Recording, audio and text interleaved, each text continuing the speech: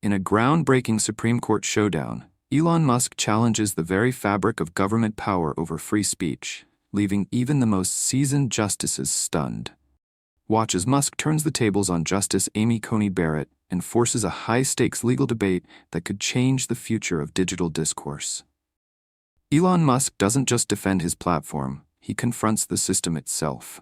With unprecedented clarity, he takes on the FCC, exposes government overreach, and quotes legal precedents that even Justice Barrett can't ignore. This isn't just a hearing, it's a moment of constitutional reckoning. But before we dive into this wild story, I want to hear from you. Comment down below, where in the world are you watching from? Let's light up this comment section. And hey, if you love stories with high drama, power shifts, and the kind of moments that leave people speechless, you're in the right place.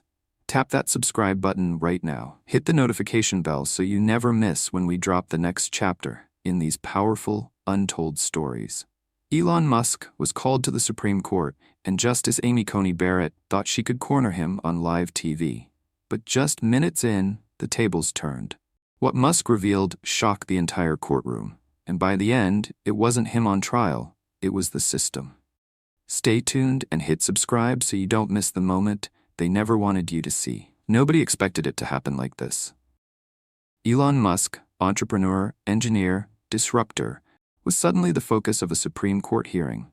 The man known for electric cars and rocket ships now found himself under the marble ceiling of the highest court in the United States, sitting across from Justice Amy Coney Barrett, ready to challenge him head-on. At the center of it all was X, his rebranded social media platform. According to the FCC, Musk's refusal to comply with certain federal communication directives had crossed the line. They accused him of ignoring regulatory boundaries, enabling unfiltered discourse that, in their words, threatened national coherence and information stability. Musk had been summoned not as a defendant in the traditional sense, but as the key witness in a case with seismic implications. The federal government claimed that X was becoming a tool of chaos, too open, too unpredictable, and too hard to control. But Elon didn't flinch. Outside the Supreme Court, news trucks lined the street, and protesters and supporters shouted across barricades. Inside, the mood was different, tense, uncertain, and nobody could predict what was about to happen.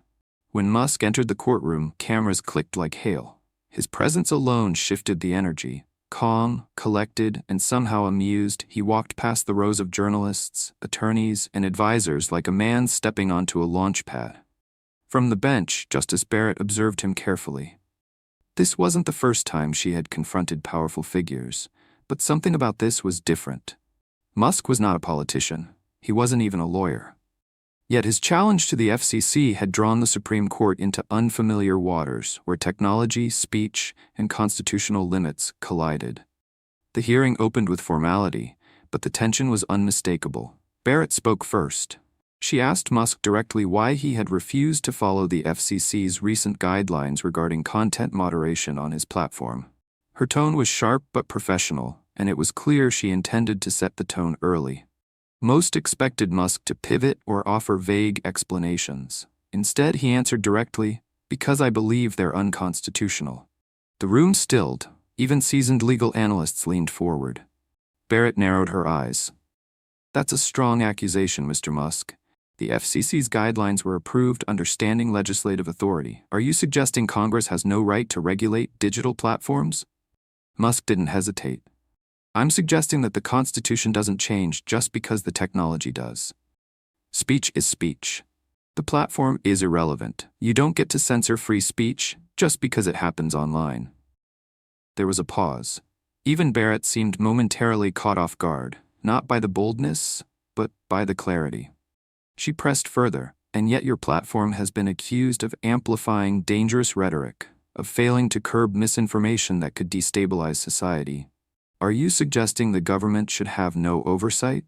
Musk replied, "That's not what I'm suggesting. What I'm saying is that the government can't be the arbiter of truth. That job belongs to the people, not unelected regulators with political biases." It wasn't just what he said, it was how he said it. Calm, steady, as if he'd been preparing for this moment far longer than anyone realized. Whispers echoed across the chamber. and reporters scribbled furiously. Barrett sat back slightly, reassessing. At that moment, something shifted. This wasn't going to be a routine reprimand. Musk wasn't just defending himself. He was building something bigger, a constitutional argument crafted not by attorneys, but by a man who had mastered systems far more complex than legal doctrine. And then he did something nobody expected. He cited a precedent, a 2021 ruling on government overreach and speech. The opinion had been authored by none other than Justice Barrett herself. You once wrote, "The government's role in moderating speech must be constrained by the very document that defines its authority." I agree with you completely. Barrett blinked. For a moment there was silence. Nobody expected Elon Musk to quote the Constitution like a scholar or to turn the court's logic back on itself. But that was just the beginning. By the time the first recess was called, even Barrett seemed to realize this was no ordinary witness. Outside, headlines were already flooding the web. Musk defies Supreme Court expectations. Justice Barrett faces legal firepower from unlikely opponent. Tech titan cites Constitution, catches court off guard. The nation was watching, and this story was just getting started. The courtroom buzzed with nervous energy as everyone returned from recess. Legal experts whispered to each other, the media scrambled to keep up. What they thought would be a simple scolding had just turned into a constitutional debate, and Elon Musk was the one leading it. Justice Barrett resumed her position, this time with a noticeably firmer expression. She had reviewed the clip of her own ruling that Musk had referenced. It wasn't taken out of context. It wasn't twisted. He had quoted her exactly, word for word. She leaned forward and addressed Musk again. "Mr. Musk, let's assume for a moment that your platform qualifies as a modern public square. Are you prepared to argue that the government has zero role in regulating public safety within that square?" Musk nodded. "That's correct. Unless the speech crosses the legal threshold, direct incitement, true threats, the First Amendment protects it. You don't get to declare speech unsafe just because it's unpopular or politically inconvenient." Barrett's eyes narrowed. "That's a very narrow view of public responsibility." Musk answered, "It's the Constitution's view. And more importantly, it's the view this court has defended until now." There it was again, the shift. Musk wasn't just defending his company, he was placing the burden on the court. And Barrett, usually calm and composed, was suddenly on defense. The Solicitor General for the FCC attempted to intervene, redirecting the discussion to the agency's data on harmful misinformation, charts, models, user reports. They claimed that Musk's refusal to follow the FCC's advisory model had allowed dangerous narratives to flourish unchecked. But Musk didn't even glance at the papers. Instead, he slid a USB drive across the table. "What's this?" Barrett asked. Musk replied simply, "The full internal email log between FCC leadership and a group of political consultants discussing how to nudge platform behavior without public oversight." A beat of silence fell across the room.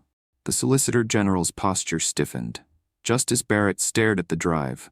"You're alleging coordinated political interference?" "Not alleging, showing. Every message is time-stamped, and none of the recipients thought they'd ever be subpoenaed." Barrett took a breath. The atmosphere had gone cold. This wasn't supposed to happen. Musk wasn't just attacking the FCC's case, he was dismantling it piece by piece. And now, the hearing had shifted from platform responsibility to potential government overreach. A junior clerk handed Barrett a printed summary of the contents from the USB drive. Her eyes skimmed the text, but the headline was enough: soft pressure campaigns to shape public perception through social media compliance. She placed the document down carefully and returned her gaze to Musk. "Do you think it's appropriate to present this in a public forum?" Musk looked around the courtroom. "I think it's necessary. If we don't talk about it here, where else will it be heard? Congress, the FCC, they're the ones doing it." The press gallery was electrified. Analysts watching live began whispering the same phrase across networks. "This isn't a hearing anymore.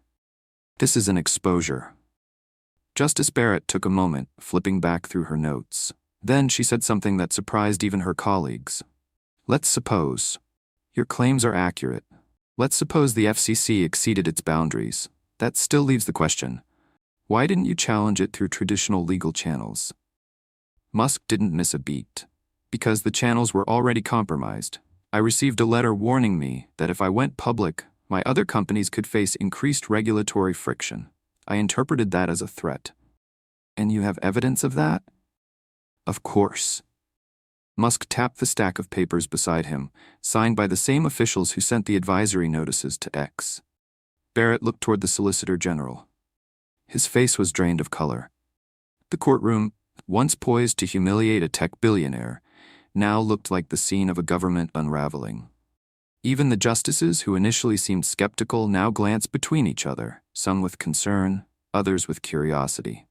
Musk leaned back slightly, not cocky, but confident. He hadn't come to fight fire with fire. He had come with receipts.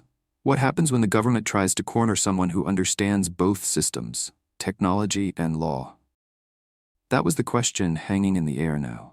The answer was beginning to form, but it wasn't complete. Not yet. By the time the second session of the day ended, the story had shifted on every major network. FCC scrutiny backfires. Elon Musk flips Supreme Court hearing on its head. Emails reveal possible political manipulation through regulation. Barrett challenges Musk, but gets caught in her own ruling. The real test, however, wasn't public opinion, it was what Barrett would do next. And Musk knew the game wasn't over. It had just reached the middle. By the next morning, everything had changed. Cable news anchors replayed clips of Musk's remarks like courtroom highlight reels. Talk radio buzzed with theories. On social media, one phrase trended higher than all others. He quoted her own ruling. Justice Barrett arrived early that day, earlier than usual. The weight of the moment sat squarely on her shoulders. She wasn't one to be rattled easily. Years on the bench had hardened her posture, but something about yesterday's exchange lingered. She had assumed Elon Musk would be brash, maybe even reckless. Instead, he had been calculated, calm, and disturbingly precise. He hadn't come to disrupt, he had come to expose. As the courtroom filled, a new energy replaced the old tension, less anticipation, more curiosity. What was Musk going to reveal next? He walked in with the same composed demeanor, dressed sharply, holding a thin folder. No entourage, no theatrics, just one man with too much information and nothing to lose. Justice Barrett opened the session swiftly.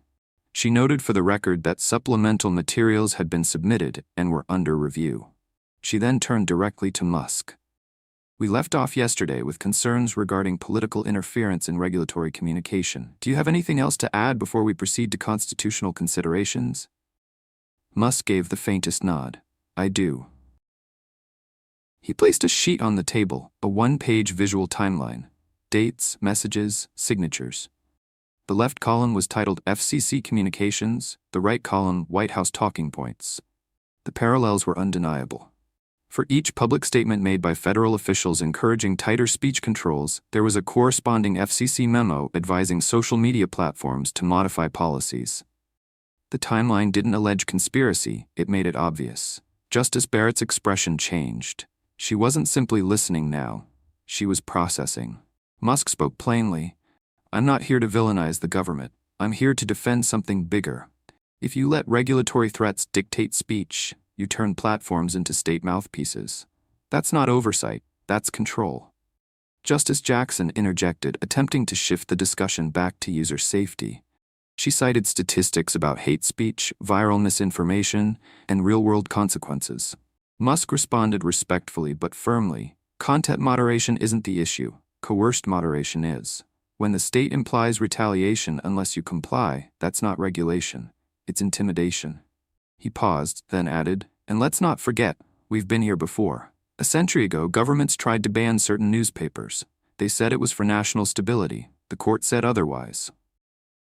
He reached into his folder and retrieved a printed copy of Neer vs. Minnesota, a 1931 Supreme Court decision protecting press freedom from government interference. Barrett raised an eyebrow. You're invoking Neer v. Minnesota to defend a digital platform? The principle is the same, Musk said. The medium has changed, but the message hasn't. The gallery was silent. Everyone felt it. The moment when a legal argument stopped sounding like theory and started sounding like truth. Justice Alito leaned forward. Mr. Musk, you're asking us to declare that the government, through the FCC, violated the Constitution simply by encouraging certain content outcomes?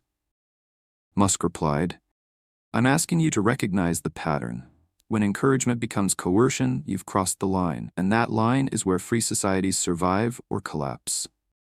Barrett didn't speak for a full minute. Instead, she looked down at the printed copy of her own 2021 opinion that Musk had cited earlier. She flipped through the pages slowly, then looked up and said, "You believe that line has already been crossed?"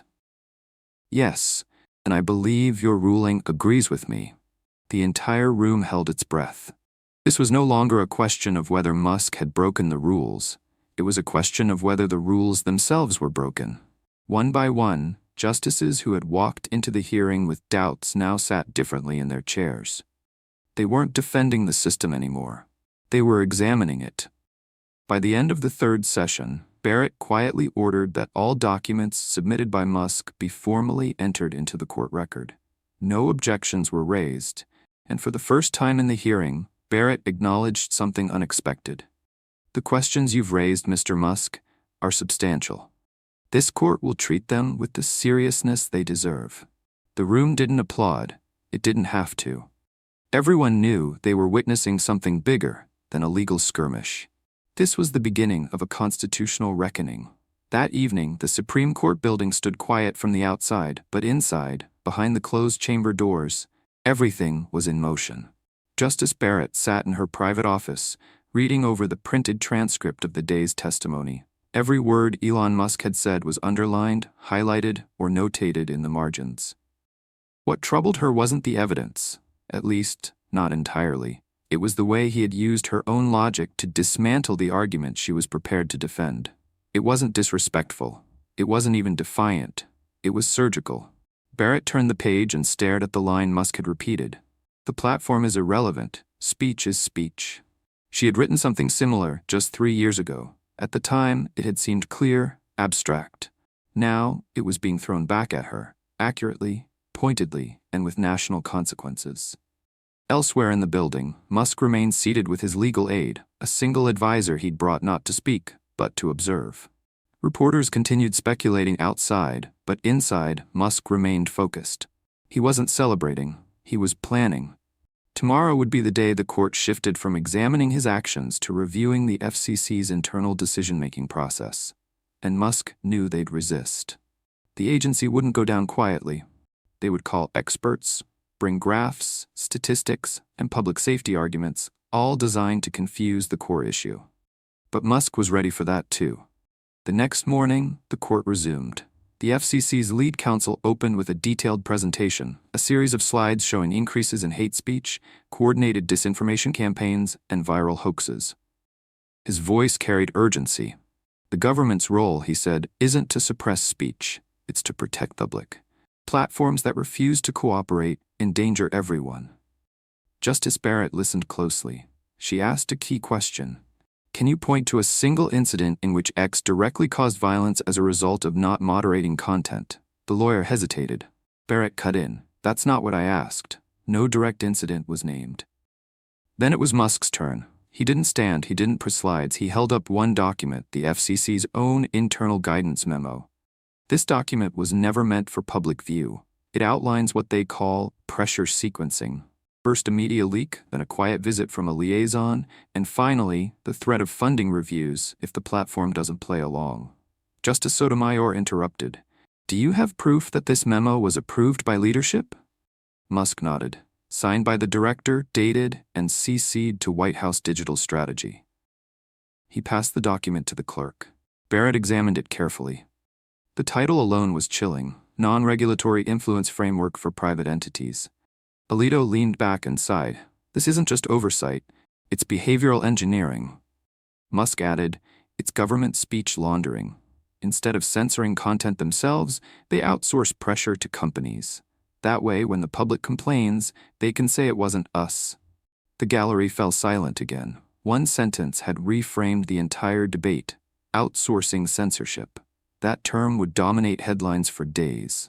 Barrett looked across the room at the FCC's counsel. His face was still, but his hands were gripping the edge of the podium tightly. Justice Gorsuch spoke for the first time. "Let me ask you plainly.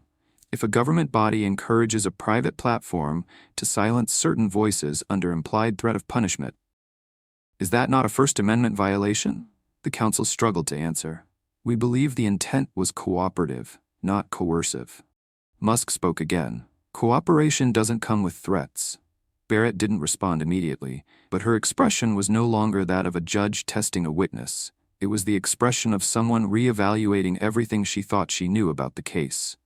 And then, in a moment that no one had predicted, she asked a question no one expected from her. Mr. Musk, do you believe this court has allowed too much latitude for unelected regulatory bodies? Musk paused, then replied with conviction. I believe this court has the power to draw the line, and if you don't, no one will. No theatrics, no insults, just one man challenging the system on its own terms. And slowly that system was starting to blink. The fifth day began with a murmur that ran through the marble halls before court was even in session. Whispers spread of a sealed document that Musk had requested to submit, a document that reportedly contained communications between former FCC commissioners and lobbying firms with direct ties to legacy media outlets. No one had seen the contents, not even the clerks, but the motion to allow it had already been approved by Justice Barrett the night before. When Musk entered the courtroom this time, he didn't bring a folder. He brought a box, unmarked, plain, and placed quietly in front of him. Barrett addressed the room. We will begin today's hearing with supplemental evidence provided by Mr. Musk. I've reviewed the executive summary and determined that the materials fall within the scope of this inquiry. Musk stood slowly. For a moment, he didn't speak. Instead, he opened the box and withdrew a single thin blue binder. I've brought 28 emails, all authenticated. They show coordination between senior media executives, former regulators, and political figures, each pushing for tighter control over what Americans are allowed to read and share online.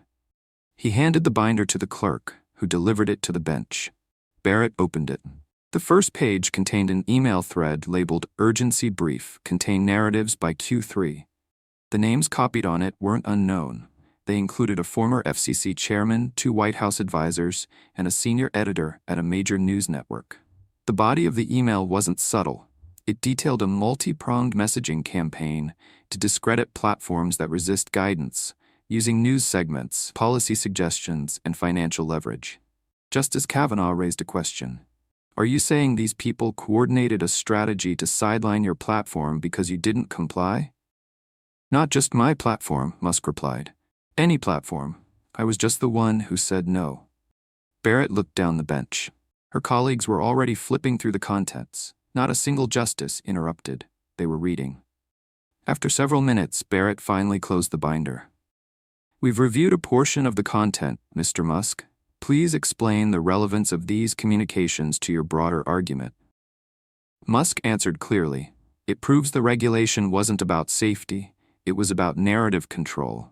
And when regulation becomes a tool for that, it loses all legitimacy.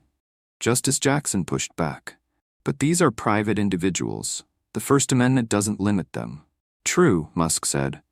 But when those individuals act in concert with government bodies to punish dissenting platforms, you're no longer dealing with private action. You're looking at proxy censorship. A quiet hum passed through the room. Musk's framing was clear. The argument wasn't just about X anymore. It wasn't even just about the FCC. It was about how information was being managed covertly, deliberately, and with calculated pressure from behind closed doors. Barrett addressed the FCC's legal team. Do you dispute the authenticity of these emails? The lead counsel stood but didn't speak right away. His pause said enough. We do not, he finally admitted, but we maintain they fall outside the bounds of regulatory misconduct. Justice Barrett didn't blink. That's not for you to decide anymore. Then she turned back to Musk. Have you sought any legal remedy beyond this hearing? I tried. No court would touch it. Too complex, too political, too big. So I brought it here. And this time, for the first time, Barrett nodded slowly. The hearing recessed early that afternoon, but by then, the damage was already done. For the FCC, for the media figures named, and for anyone still arguing that this case was about moderation policy. It was about something deeper. And for Elon Musk, the man who wasn't a lawyer, who wasn't elected, and who wasn't supposed to stand a chance in a room like this, he had just turned the entire case upside down without raising his voice once. The next day, the courtroom filled even faster. People no longer came just for the controversy. They came for clarity. Musk had pulled back the curtain on something bigger than platform rules, and now every word spoken inside these walls could become legal history. The session opened without delay. Justice Barrett looked composed but focused, the kind of focus that signaled she was preparing to test something or someone. Today's topic was precedent. Barrett began with a question that came like a curveball. Mr. Musk, you've made strong constitutional claims, but the Supreme Court operates on precedent. Can you cite any ruling beyond Neer vs. Minnesota that supports your view? Musk had expected this. Yes, New York Times v. Sullivan, 1963. This court ruled that even unofficial pressure from government bodies to suppress speech violates the First Amendment. Barrett nodded. And what did that ruling say specifically? That state officials can't use informal threats or veiled coercion to pressure publishers into silence. Even without formal censorship, the court called it informal censorship. The gallery shifted. Even the justices looked surprised, not at the citation, but at the fact that Musk recited it from memory. Barrett glanced down at her notes, then up again. And yet, in your own company's policies, you've made content decisions that resemble moderation. How is that different? The distinction, Musk said, is consent. We moderate based on clear, transparent terms set by us, not demanded by regulators under threat. Barrett pressed further. So your position is that moderation is constitutional unless it's done under external pressure? Exactly. Freedom of speech doesn't mean freedom from consequences, but it does mean freedom from government coercion. It was a clean answer, a lawyer's answer, and Musk wasn't one. That fact somehow made it all the more powerful. Then Justice Kagan entered the fray. What about public responsibility? Do you think platforms like yours bear none? Musk didn't flinch. We bear tremendous responsibility, but that responsibility can't be dictated by politics, because when it is, public trust collapses. Justice Gorsuch leaned forward. And if this court fails to draw a line, then the next generation of platforms won't fight back like I did. They'll comply quietly. And one day we'll wake up in a country where speech is free in theory, but managed in practice. Barrett's face didn't change, but her eyes did. The courtroom was still. Nobody shuffled, nobody coughed. Even the stenographer slowed her typing just slightly, as if not to miss a word. Musk went further. You want precedent? Here's another. Lamont v's Postmaster General. The court struck down a federal law that required recipients of communist literature to affirmatively request delivery because that deterrent chilled speech. We're doing the same thing today, just digitally. Justice Barrett leaned back, impressed but restrained. You've clearly studied. But let me ask you a final question for today. If the court were to side with you, if we ruled in favor of your argument, what would change? Musk's answer was immediate. Not much on the surface, but it would send a message that matters, that the Constitution applies in every era. That pressure, even when polite, is still pressure, and that no government body has the right to intimidate Americans into silence through intermediaries. Barrett folded her hands on the bench. And to you personally? Musk answered. To me, it would mean I wasn't crazy for believing the law still means something. Barrett paused, then looked down. The room understood what had just happened.